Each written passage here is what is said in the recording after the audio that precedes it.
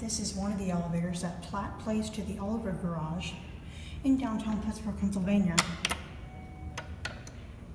These are Schindler MT elevators, and it looks like these are on the same controller. But why do they have, oh, that's an EPCO chime, but why do they have two fire recall things? That's weird. Garage level 3. Here's some boring Schindler MTs, but we'll film them anyway. Whoa, this thing is not that great. Whoa, this thing shakes badly.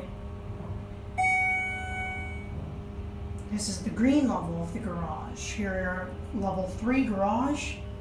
We'll go back up to the street. Just elevator to 5th Avenue. I'll see what that is in a second.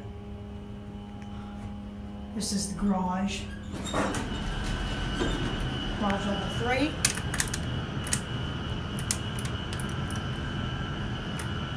Firefighter controls in case fire ignites elevators. Residents.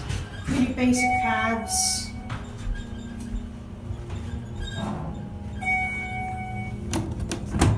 ADA phone. Look at that. The residence is the actual building itself. Here, back to the street. Really squeaky. And here's the pay stations. Here it goes, and that's it.